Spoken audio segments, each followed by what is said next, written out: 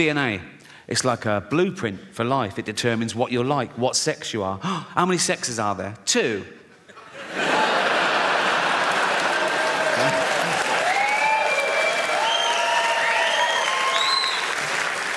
Also, that's where he keeps his testosterone, so he's fucking well hard, right?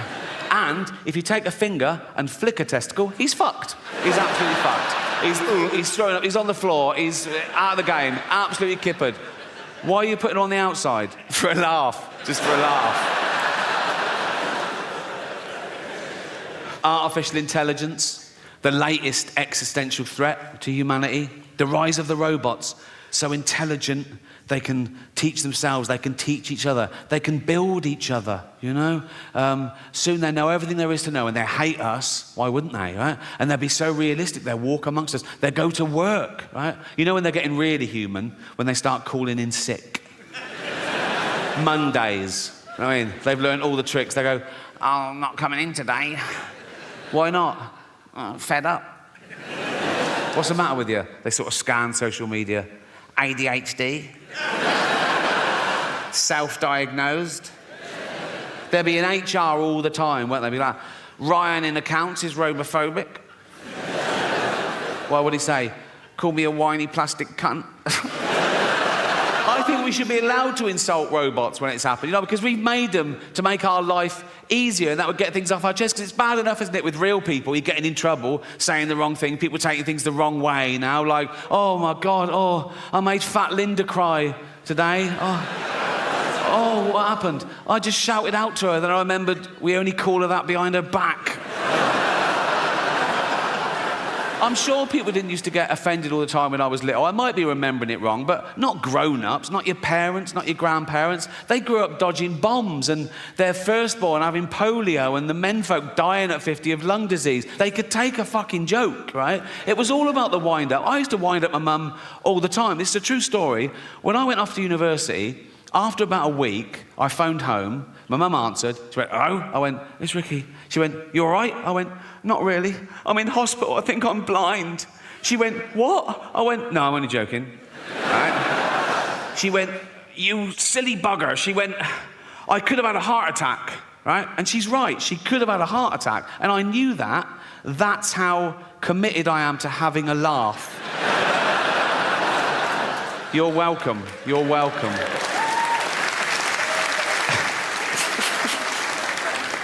Space travel, the last-ditch attempt. When we fuck this planet completely, can we leave its dying husk and move to a new one and start again? I don't think so. Not in my lifetime. Probably not in yours. You know, it's like the closest one, the only one viable, is Mars, and that's 9 months away on a rocket. Right? It's got no atmosphere, an average temperature of minus 70 degrees. How's this for irony? Scientists are working out whether they can detonate nuclear warheads in the crust to release the frozen water to cause an atmosphere and get a little bit of global warming going. I mean, I don't know. It's only billionaires have got enough money to waste on exploration. There's nothing out there, you know. It's like, now you can do space tourism. Have you heard of that? You can pay $150,000. They shoot you into space for an hour, and you float around going, I'm in space.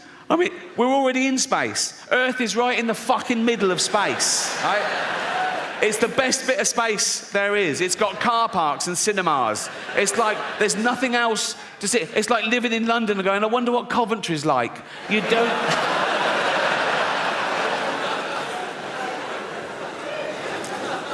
But I'm optimistic. I am. I think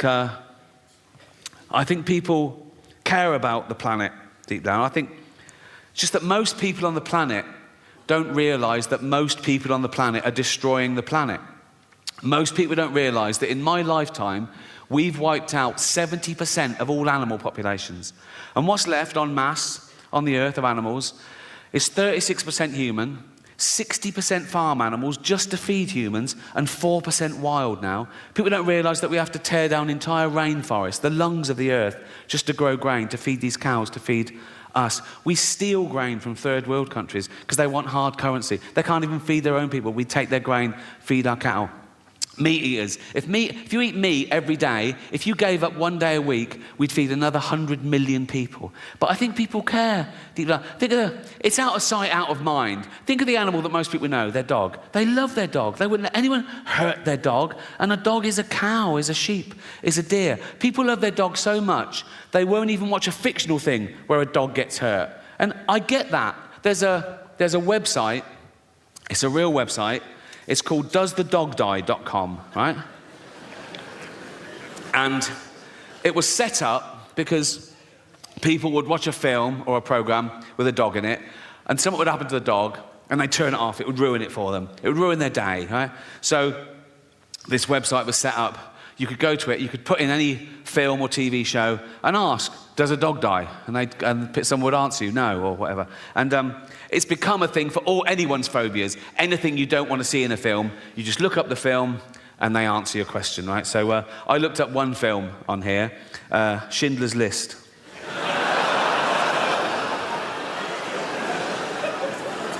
Absolutely real. Schindler's List, doesthedogdie.com, right? First question, does a dog die? No. Does a cat die? No. Are any animals abused? Someone answers, there is a chicken that's handled roughly, but otherwise unharmed. Now, I love animals more than anyone I know, but if I was Jewish, I'd be slightly offended by this avenue of questioning. Imagine that in real life. Imagine someone says, oh, yeah, my grandparents were murdered by the Nazis. You go, oh, what happened? Oh, they were dragged from their house and sent to the gas chamber. Oh, was a chicken hurt? What? But as I say, it's become, you can ask any question about anything. Someone says, is there child abuse? Is teeth damaged? Is there a hanging? Does someone struggle to breathe? Yeah. Well, yeah, yes. Someone says, does someone fall downstairs? Who's scared of slapstick? It's like... Anyway, so this website was founded in 2010, so it's run about 13 years, right? And the later questions start reflecting the times we live in now, and they get more and more fragile and narcissistic. These questions were asked this year. Check it out, Schindler's List, right? Someone says, are there any fat jokes? Would that make this worse? Well, imagine the real thing. Imagine I'm in a concentration camp, right? I'm naked, everyone around me is naked. We've got a commandant herding us towards a gas chamber, and he goes, move it, fatty, right? And I go, rude.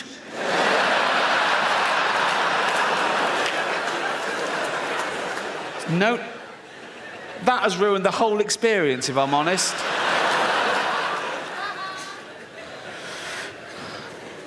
Someone asks, is there hate speech? Yeah, there is. Suck it up, Buttercup. Are there any man in a dress jokes? Very few jokes. If you've come to this film for a giggle, you're going to be very disappointed. But this one takes the biscuit for me. Remember, this is a movie set in the 1940s about arguably the worst atrocity in civilized human history. Check this out. Is someone misgendered? Fucking hell.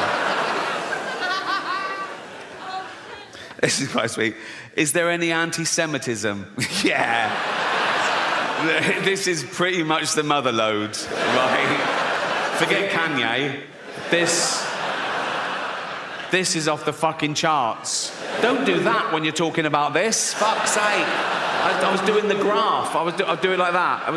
This is off the charts. That's... Wouldn't things have been different if that was Hitler's salute? The whole thing would have been... He goes like, it's Hitler. Like, hiya. This is interesting. Does it have a sad ending? Right? Someone says yes, and then someone else says no. And I thought about it. No, but then I remembered, if you've seen the film, if you remember, when the story sort of ends, Spielberg then tacks on a real bit of footage where he gets real life descendants of people murdered in the Holocaust, and he films them coming into a Jewish cemetery, and they each leave a stone on the grave to represent their family members that were murdered, and it builds up, and it's very moving. And so I think I get the ambiguity. Does it have a sad ending? Yes, in the sense that 6 million Jews pointlessly lost their life, but no, in the sense there was still enough left over to build a little rockery. So...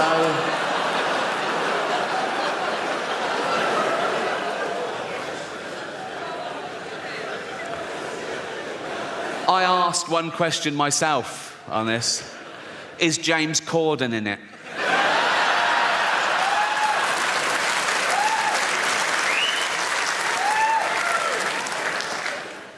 I did look at one other film briefly, Titanic, right? And it's got all the same sort of questions. And the one where it goes, are any animals harmed? Someone answers, there were no explicit scenes of animals being harmed, but Rose did have a goldfish, which probably didn't make it.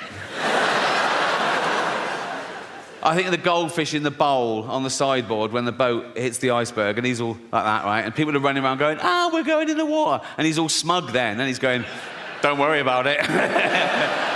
Oh, no, not water. Oh. Then he gets in the sea and he goes, it's very salty, isn't it? It's very salty.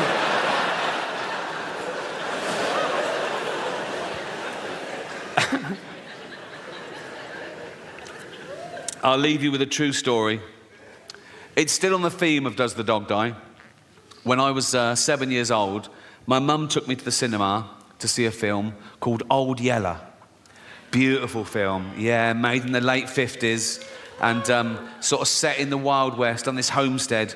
And it's about a kid who adopts this little junkyard dog and he calls him Old Yeller and they grow up together. And it's a buddy movie. It's a love story between this kid and this dog. And eventually, when the dog's big and, you know, he protects this kid in the wild, he fights a cougar and a bear and a wolf or whatever. But towards the end of the film, the kid's about 13, maybe. It takes a dark turn. I remember the kid sort of looking at Old Yeller, who's locked in the barn, and the mother's suspicious, right? And she goes, is it Old Yeller all right? He went, yeah, he's fine. But the kid knows that he's been bitten, right? And soon, Old Yeller starts foaming at the mouth and, getting aggressive. And the mother turns up with a gun, and the kid goes, no. And she goes, you know we've got to do it, boy. He goes, yeah, but he's my dog. I'll do it. And he shoots his own dog. And I was like in floods for like a year, right? Anyway, fast forward, right, a few years ago, I was on tour, I was on a train, and I get a text from Jane, and she says, I'm finally watching Old Yeller. And I sent back, enjoy, right? I didn't think, right? 20 minutes later, I get a text. Nothing happens to that dog, does it? I couldn't believe my fucking luck. I thought she knew, So I sent back, no, of course not. 1 hour later, I get a text, you cunt.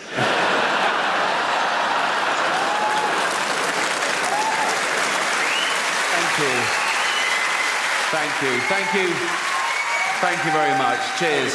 Thanks to everyone who bought a ticket. If you bought a platinum ticket, the money goes to an animal charity, and you've raised $2 million so far, so thank you so much. I even get a bit of stick about that on social media. There's always someone who goes, why do you only speak up for animals? And I go, well, because they haven't got a voice of their own except parrots. And I think that's why we don't eat parrots. Everyone around the world eats every other type of bird, don't they? Everyone in the world eats fucking chickens and ducks and geese and turkeys and ostriches. No one eats parrots. Do you know why? If you go and try and eat a parrot, it goes, fuck off, you cunt.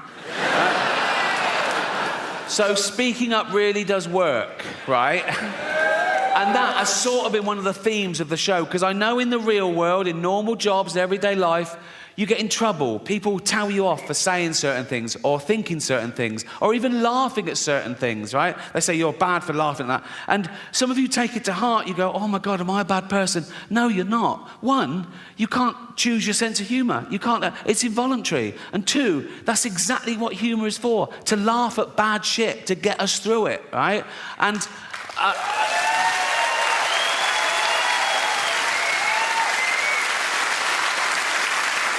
And we've established you can't even choose your own thoughts. How often have you been on a train station and you suddenly thought, what if I just pushed that bloke? And then you go, why have I thought that? Am I a psychopath? No, you're not. You're the opposite. You're a safe pair of hands. You're testing yourself. You're reminding yourself how terrible that would be. You're a good person, right? I don't get that one. what I get is I'm talking to a really sweet old lady and I suddenly start thinking, what if I just spat in her face now? Why would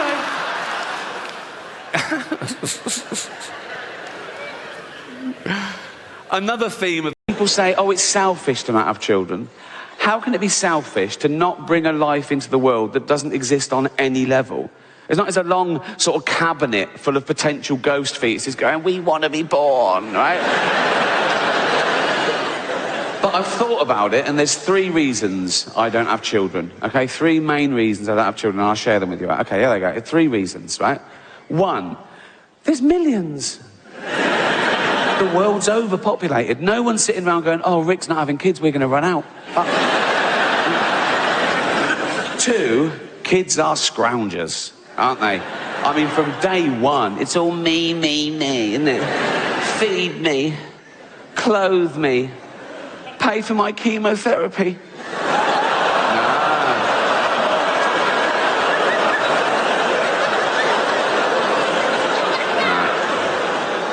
Not my problem, son. Not my... Luck of the draw, boy. Luck of the draw. It costs the average household in the West $200,000 to bring up a child, right? And you don't see that back. They don't want to pay you back. They're not grateful. They don't go, oh, thanks for having me every day. They go, I didn't want to be born, right? Even if they get a top job, right, which they won't, okay?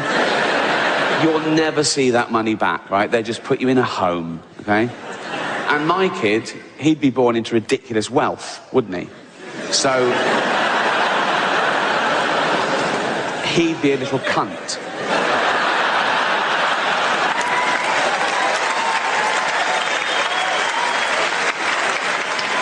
A little Hampstead cunt. Running around with all the other fucking little Hampstead cunts.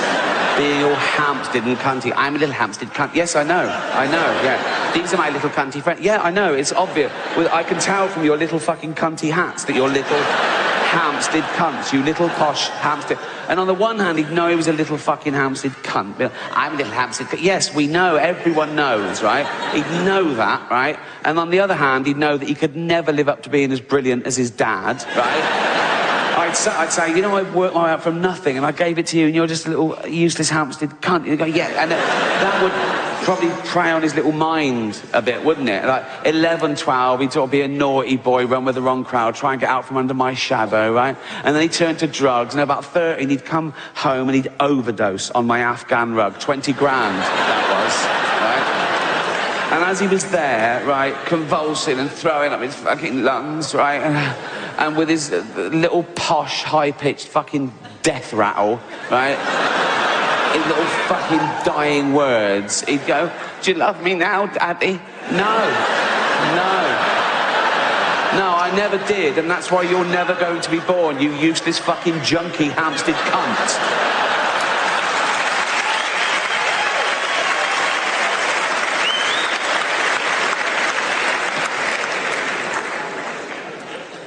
And 3, I'd worry sick about him. No, I would. I've only got a cat at the moment and I worry sick about her. I check the door 3 times when I go out so, you know, she doesn't escape. I put food and water in every room in case the door shuts. She's peckish for 20 minutes. Right? A human baby, oh my God, the responsibility of a human life. I'd watch it sleep. You know, we've said how weak and vulnerable they are. It's like, oh my God, you perfect little thing. You, oh, flesh of my flesh. Go to sleep in your expensive cot. Oh, night, night, sleep tight. Don't let the bed bugs. Oh, dead.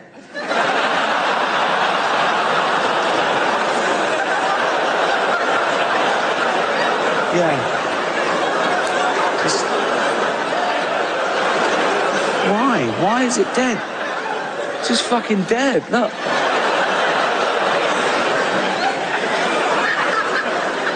Fuck's sake.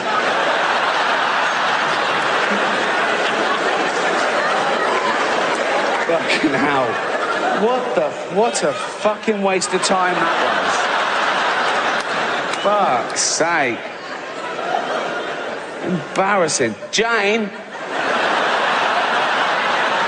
What? Come here. I'm in the shower. Come here. What?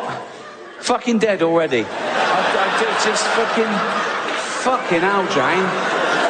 You call that a baby? That is... If Jane was out, I'd have to text her, wouldn't I? What could you... Baby's dead. She'd come back, whoop, what the fuck? I go, yep. Forget the Pampers, lol.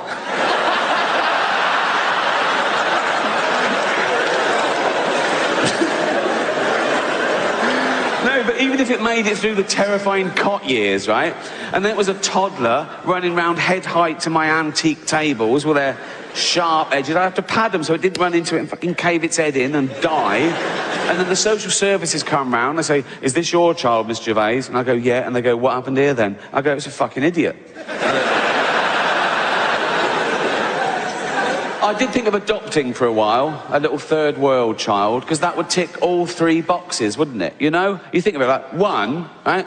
I wouldn't be adding to the population problem. I'd be alleviating an existing problem. A young kid born through no fault of his own into abject poverty. He would have died without me. I can literally save his life and give him a great upbringing, right?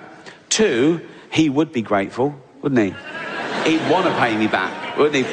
Particularly if I let him know that all the other kids in the village, they weren't so lucky. They didn't make it out. All right?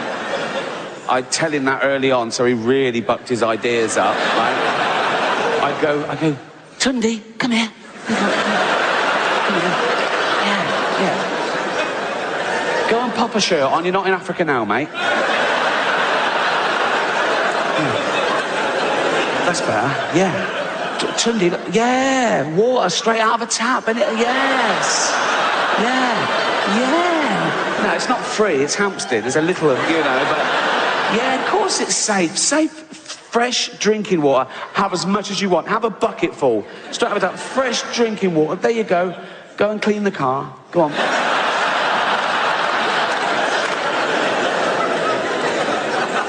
No, I go, look, do you remember your friends in the village back in Africa? Yeah, they're all dead. Because a rich man didn't save them and bring them to Hampstead, so... Do you want to pay me back? Yeah, I bet you do, right? And the good thing about them is they can start work when they're about 6. I just call up Nike and I go, do you still make your stuff in sweatshops? Got a great little worker here, yeah. £1 a day's fine. He's got to start somewhere. Yeah, brilliant, right? And 3, if he ran round and caved his head in and died, and the social services came round and said, is this your child, Miss Gervais? I'd go, does it look like mine? I'd go, this is Hampstead, it's obviously broken in, mate.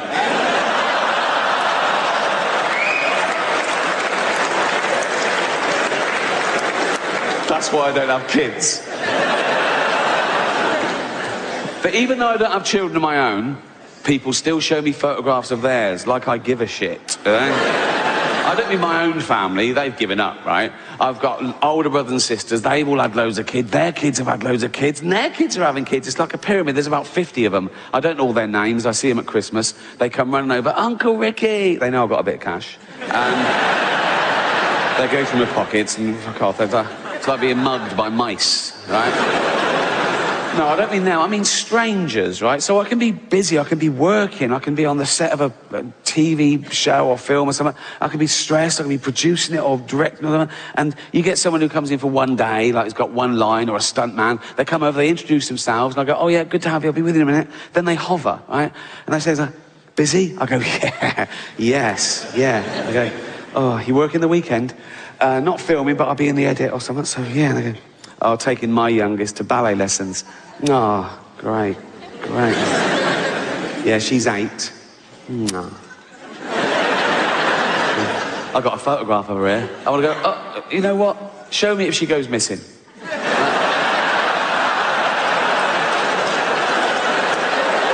I'll keep an eye open in the woods. You know what I mean?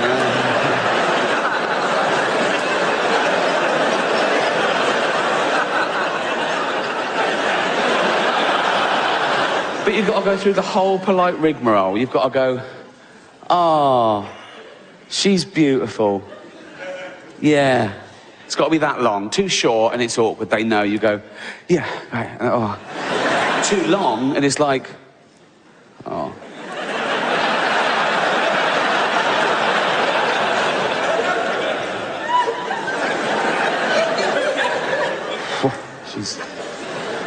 She's fucking beautiful. It's a minefield, isn't it?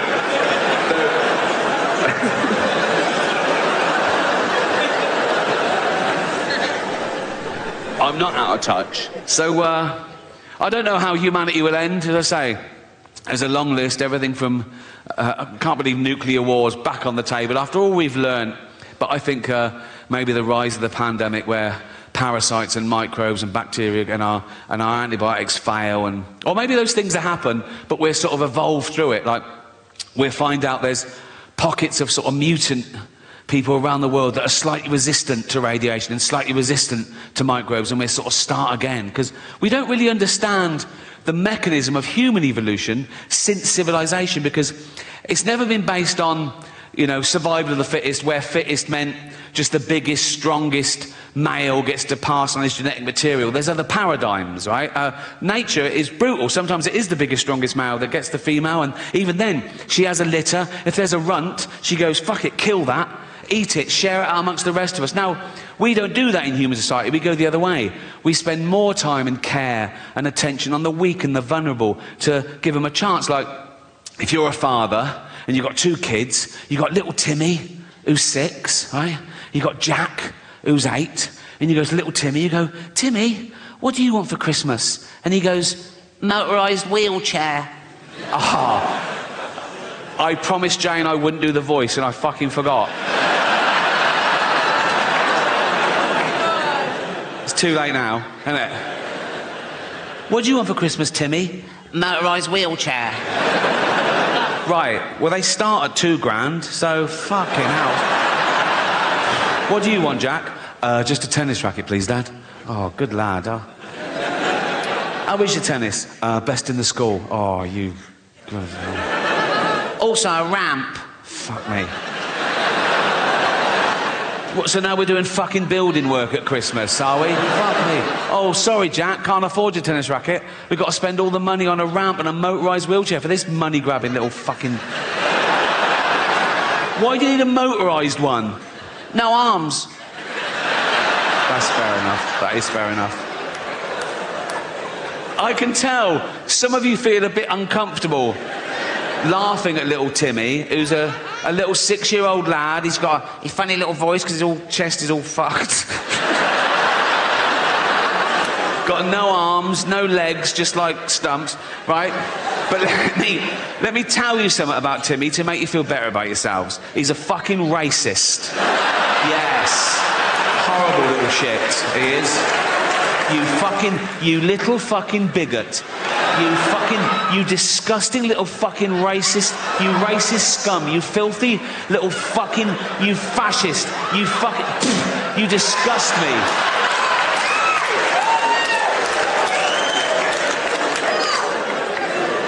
Homophobic? Yeah. He's like, they're not like us. Nothing's like you disgusting little fucking, you prejudiced little piece of, you ball of hate, you disgusting little fucking racist homophobe. I wish we'd had a scan. You absolute,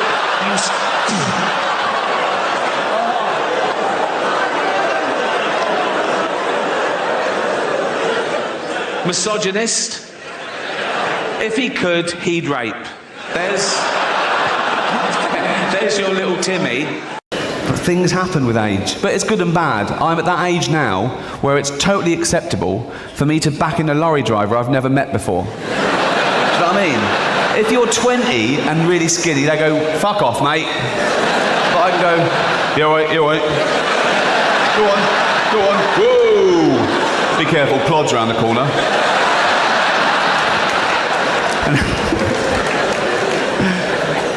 Do you do that? Do you sort of be a bit more working class, a bit tougher with, like, people in boiler suits? All right, mate, yeah. Not too bad, yeah. Got a cup of fucking tea? Right. Anyway, I wet myself. Good. After I came back, I told my friend about the wee incident, and my friend went, "Oh, you should have gone commando." What? That would have been less embarrassing, wouldn't it? So now I look down, I think, "Oh, I've wet myself, what can I do?" Oh, I know, they're coming off too.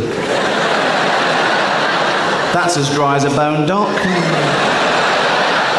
Should have gone commando. Do commandos not wear pants? Why is it, they must wear pants, don't they?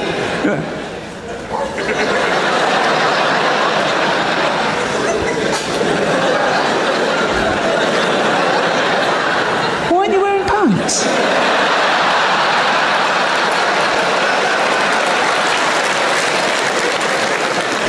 What? I'm a commando and I'm wearing pants. I've never heard that phrase before. I've never heard that phrase. They're going to see that. Just a little bit.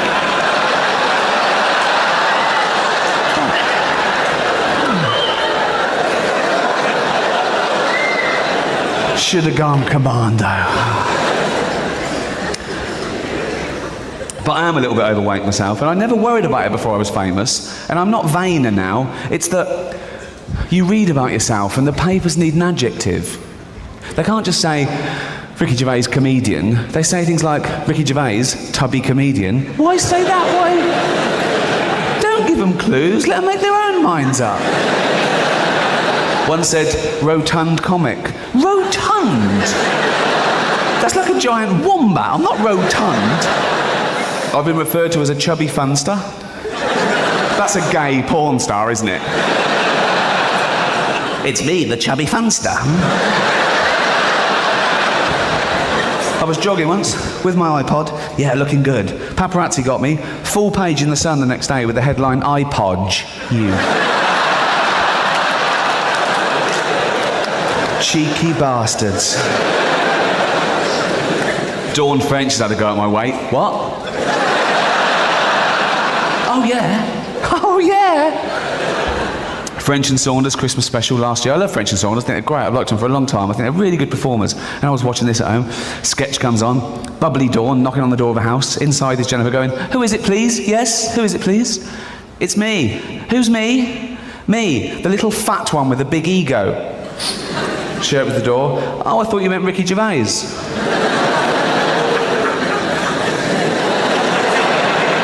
Good gag. No, it is a good gag. If you hand it out, you've got to take it. Comedians have a go, you know, it's just fine. And she's putting herself down. She's lumping us both in. You know what I mean? She's saying, we both got egos. We probably have got egos. We're performers. Although, if Dawn was here, you wouldn't be able to see that.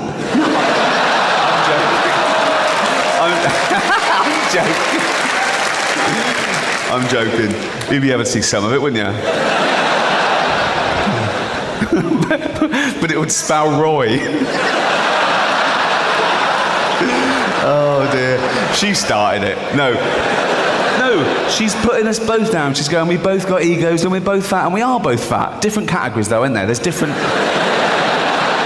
weight classes. Do you know what I mean? It doesn't tell the whole story. On a scale of too thin, average, bit fat, me, Dawn. She started it. It's not a disease. Therefore, it's not a worthy cause. Talking of which, saw someone collecting the other day for ME. Not MS, not the crippling wasting disease. Oh no, ME. That's the one where don't feel like going to work today. Ding, ding, ding, ding. Oh. ME.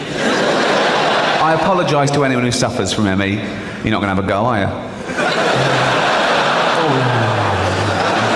No, I do apologise because I've since learnt that it is a real disease. I thought it was psychosomatic, but it's physiological, and it's a very misunderstood disease as well, so it's easy to ridicule it. I suppose it's because the symptoms aren't apparent. It's not like losing a limb. They go, we're tired, and we go, well, how do we know that? And it sounds like a mollycoddling society that accepts this new disease that wasn't around 100 years ago. You know, you don't see it in third world countries. You'd never hear a starving African complaining about having ME. Do you know what I mean? Suki. Walk to the well.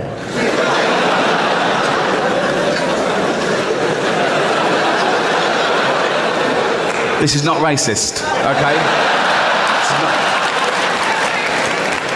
I don't want to have my perfume contract taken away like Jade Goody. It got madder and madder, didn't it, that Celebrity Big Brother? I mean, it started off well. Opening night, H from Steps comes out as gay, and we're all meant to go, you're joking. And his name's Ian Watkins. I was like, where's the H?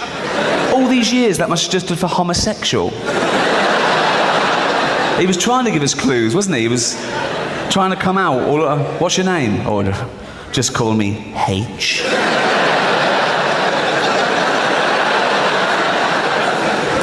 It's not racist. Suki. Walk. Delicate stuff, this. One false move and I'm Jim Davidson. It's all right. It's all right. Relax, I know what I'm doing. It's the accent, isn't it? And I'm not very good at accents either. I'm trying to do Nelson Mandela. So I'll give it a bit of dignity. He's sort of high, isn't he? He says things like, Winnie, what are you burying in the garden?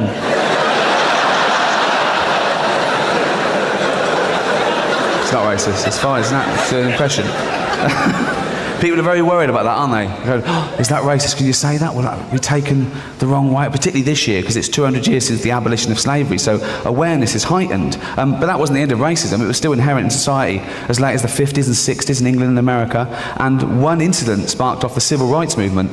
A black woman called Rosa Parks refused to give up her seat to a white person on a bus. It was the law, but she'd had enough. And she was arrested. But then that law was changed. But she didn't stop there. She started sitting in those seats meant for disabled people.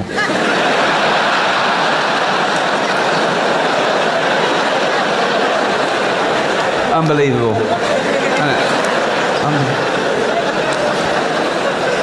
She talked to the driver when the bus was in motion.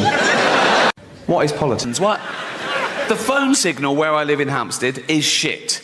I walk around the mansion going, can you hear me now? And if you make a phone call in the lovely cobbled streets of Hampstead, you can have 5 bars, having a chat, lovely. Well, you go one step in the wrong direction. Do you know why the phone signal's so shit in Hampstead? Because everyone's posh there. And no one wants one of those pylons in their garden, because they look shit and give you cancer. But I've said to the council, let's find a blind person who's already got cancer. Put it in their garden. Don't even fucking tell them. Don't even...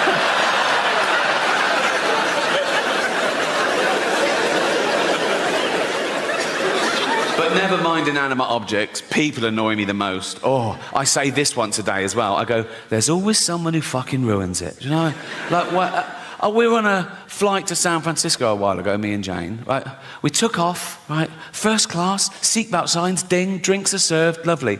Then this woman, about 2 rows back, she gets out her laptop, she starts banging out something really important.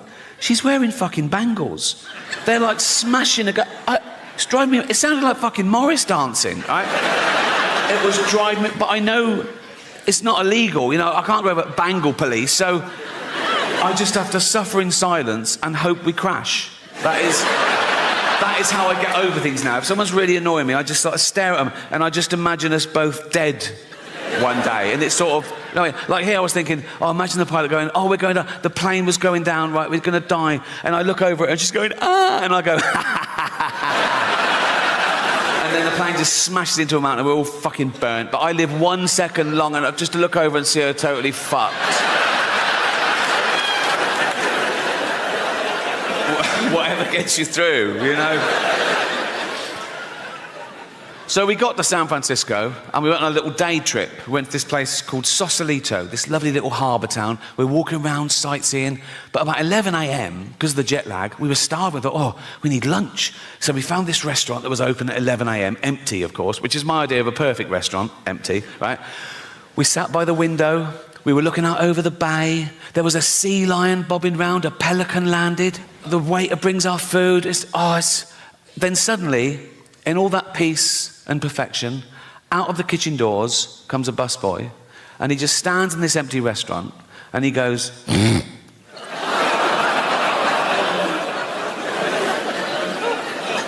I looked at him, I looked at Jane. Jane didn't even look up. She just went, nothing we can do. Like that. So I'm all alone, right? And the sweat starts. I just get a sweat, right? I go, okay, he's going to do it again. He's going to do it again. Sure enough, I bang my fork against the plate and I just look at him like that. And Jane goes, he doesn't know why you're staring at him. I go, I want him to know. I want him to go, you okay? I go, not really. You keep doing that, right? Jane goes, for heaven's sake, he's a busboy. He's at work. Let's just eat and go. So meal ruined, right? And I wasn't allowed to do anything, right? So this is how I got through the last 10 minutes of that meal. It's absolutely true, right? I'm eating. Every time I went, cunt!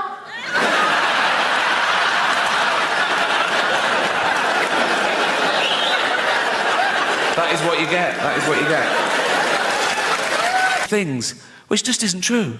And even if it was, the good thing about free speech is people can say awful things back. It's a really good system, right? And you can't say anything under the laws of free speech. That's a total misconception. There are loads of caveats to free speech, all of which I agree with, actually. You can't incite violence. Good rule. You can't slander people. Good rule. You can't libel people, you know? Fascinating fact about libel law. You can't libel the dead. So I could stand here and say, Gandhi used to take it up the arse. If I wanted. Which I do.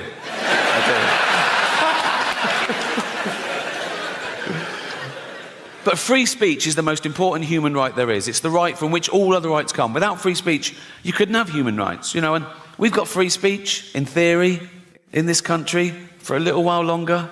We can criticise the government, we can criticise the police, but we should give props to a country that allows us to do that, because we're the envy of some countries. In some countries, you criticise the police, you get beaten up, or worse, you criticise the government, you can be thrown in jail for life, you know, so they flee their oppression, quite rightly, you know, so would you. They flee their oppression, and they come here, they go, we want to come to England. We go, why? They go, free speech. We go, come on in, welcome. What are you going to do now? We're going to go on a march. What are you going to say? How shit England is. Cheers. Thank you. Thank you. That is their right. But I'm too old now not to say what I want, you know. I want to say and do what I want all the time. I want to do my favourite thing all the time. I don't even like doing my second favourite thing if I think I could be doing my favourite thing. Do you know what I mean? Like my favourite thing is play tennis. I play every Friday. I keep Fridays free. I look forward to it. I play tennis. It sets me up for the week. So if ever on a Friday I have to do my second favourite thing, like 3 weeks ago, attend a neighbour's kid's funeral, I'm like, this is boring. My most honest and confessional show so far. So I want to talk about something I haven't talked about before, and that's to give you a glimpse behind the curtain of the Golden Globes. Right? And thank you.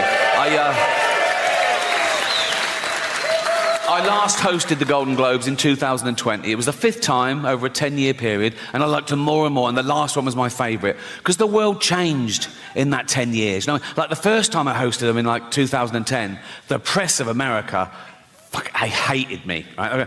Who is this annoying Brit insulting the most important people on the planet? By the last time I hosted, they were like, yeah, go on, fuck them. Fuck them, right? Because ordinary people had got sick and tired of being lectured by these multi-millionaire, nothing wrong with that, these liberal elite entertainers telling them how to vote and how to recycle, when everyone knew they were getting free jet rides to Pedo Island. So it really hit the zeitgeist. But it was always the same deal. Whenever they said, do you want to host? I said, yeah, I'll host.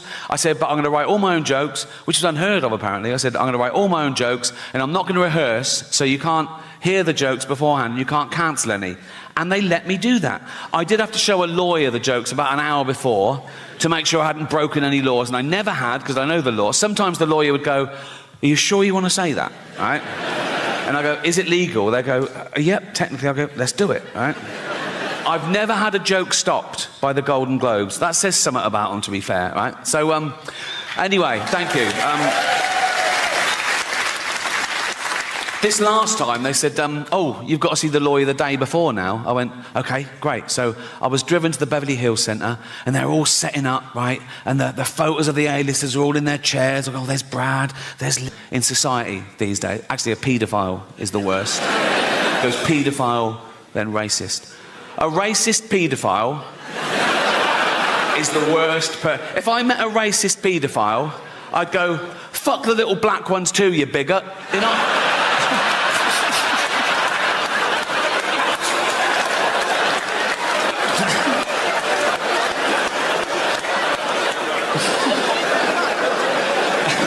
That's fine. It's fine. They won't cancel me for that. I mean, they've been trying to cancel me for about 15 years, and they've always failed. And often the people trying to cancel me have been other comedians writing for the posh papers, doing that thing they always say, he's punching down. Well, comedy should punch up. We only punch up. We punch up. Their idea of punching up, they have a go at Boris Johnson. How the fuck is that punching up? You know, the cunt is learning disabled. He's like this fucking waterlogged Gary Busey, fucking albino Eggman thing. He can't string a sentence together. Have you heard him talk? He's like, he's a fucking moron. I punch up. I have a go at people like, I don't know, Stephen Hawking, right? Yes, the greatest brain that's ever lived. He can take it, and he wouldn't even have minded when he was alive because he's part robot, isn't he? I think he's basically a talking chair, so you can say what you want. And he was on Epstein's Island, apparently, so fuck him. I don't... What was he doing there? Why do I want to go? Why? Why do I? You're like just there doing fuck. I would go. What? I know pedos who'd kill for a ticket to that, and he's just taking up a space. It's probably DEI or something, and they go, we need one. Like, I'll go, what are you doing here, Steve? He go, I'm thinking weird shit. Fuck off.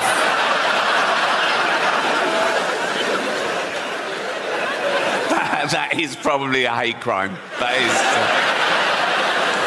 is. It's a big buzzword at the moment, isn't it? Hate crime. Whatever happens, someone always goes, oh, was it a hate crime? Why? Makes it so much worse. Does it? Why? If I was just walking home tonight and someone randomly jumped me, beat me up, mugged me, stabbed me, threw acid in my face, I wake up in intensive care, beep, beep, beep. I open my eyes through the bandages. There's a policeman. He goes, Miss Gervais? I go, yeah. He goes, we just want to let you know it wasn't a hate crime. I go, oh, thank God for that. Pretty hateful, isn't it? But no, a hate crime is something that's based on your race, disability, sexuality. So a guy with a gun, he wants to kill someone at random. He sees a crowd, he goes, eeny, meeny, miny, mo, bang, kills someone dead. He goes to court. The judge goes, why did you kill that person? He goes, no reason. The judge goes, so you're not a bigot? He goes, right, yeah. Oh, why do you like London so much, Rick? Because you get a round of applause for not shitting yourself. Right. But that's the next phase now. I reckon it's the next 10 years that I will. But as of now, my arsehole has never let me down.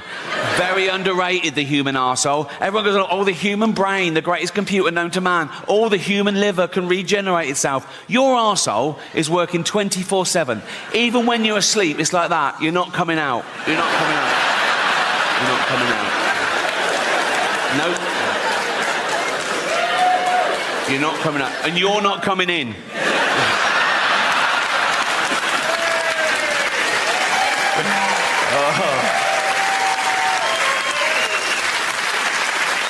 Because it's like a sewer in there, isn't it? But you've got a lovely little manhole cover. Think of that in real life. Walking along a pavement, it's lovely pavement. If that burst, and you know what's in a sewer, don't you? Piss and shit and cum and dead goldfish, fetuses. In China, just the girl ones. Relax.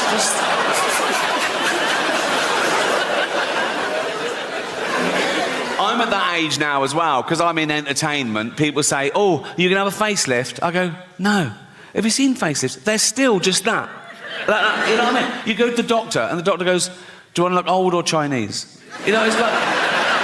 Nothing wrong with looking Chinese if you're Chinese. If you're not Chinese, it's a bit weird. It's offensive. Why is that allowed? You're not allowed to black up. Why can you do that?